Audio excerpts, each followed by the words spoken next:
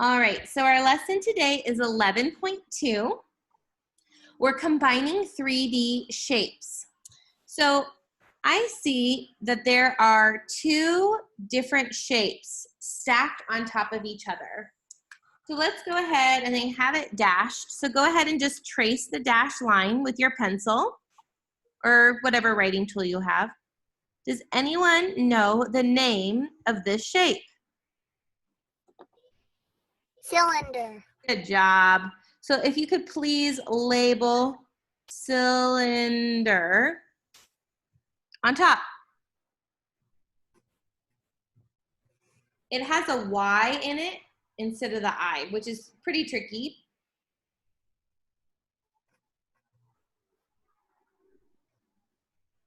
And then ER, as the end.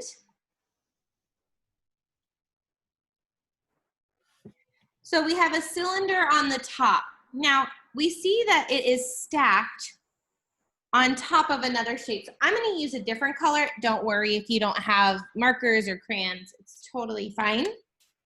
But if you do have a different color, you can kind of see that it's stacked on top of another one.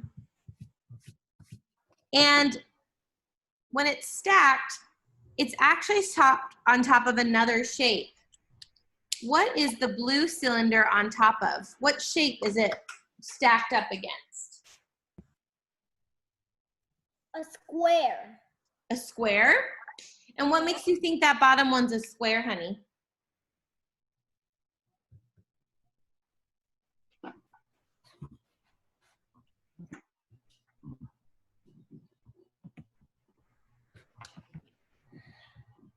Because I can show you that this is on the top is a curved line. It is not a cylinder. Oh, it's a cylinder.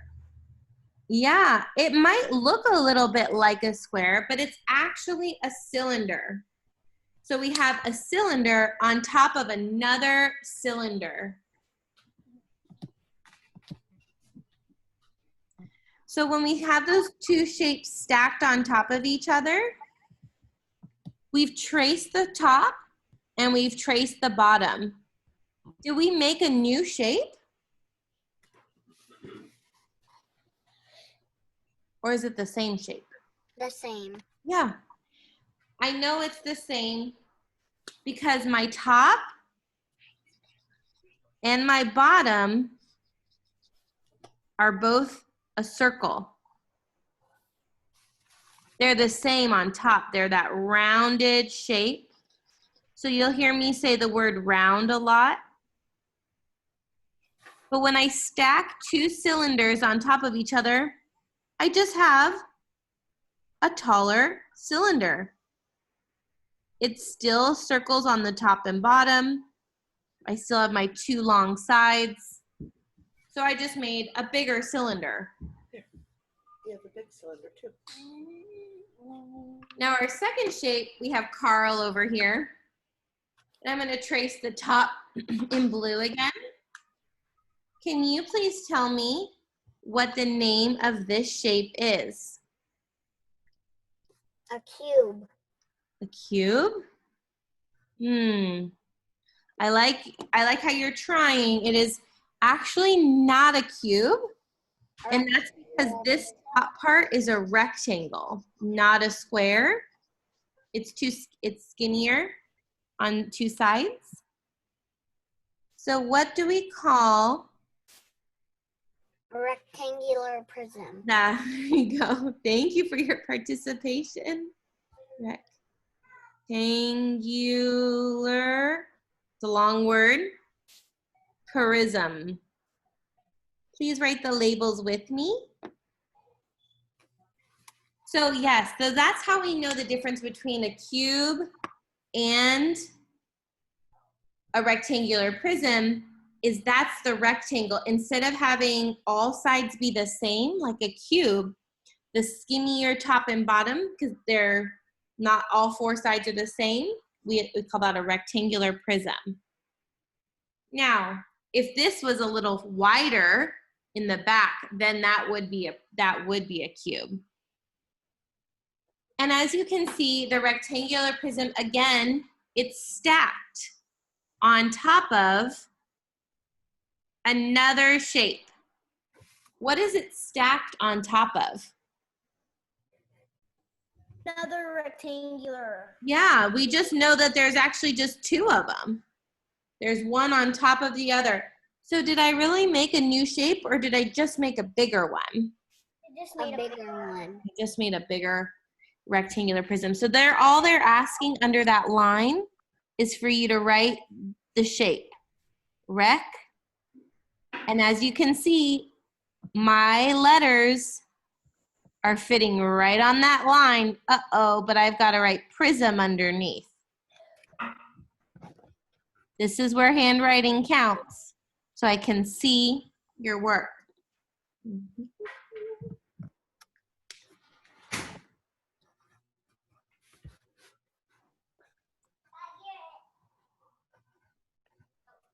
Now I'm going to go ahead and I'm going to take my clips off so we can turn the page together.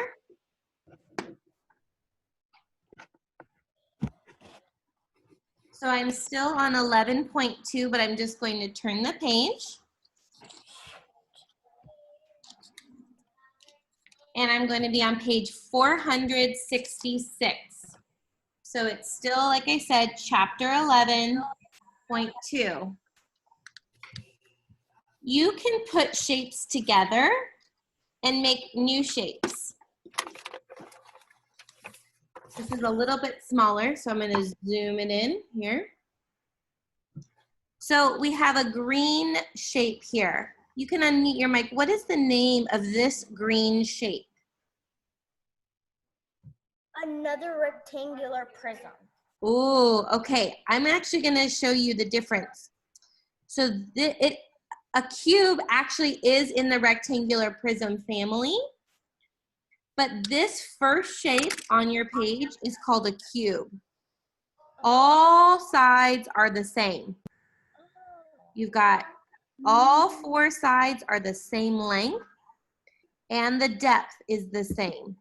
So that makes it a cube if all sides are the same.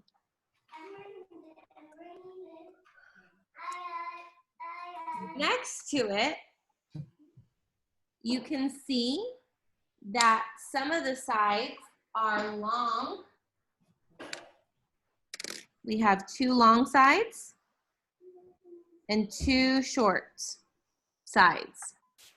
This is also a rectangular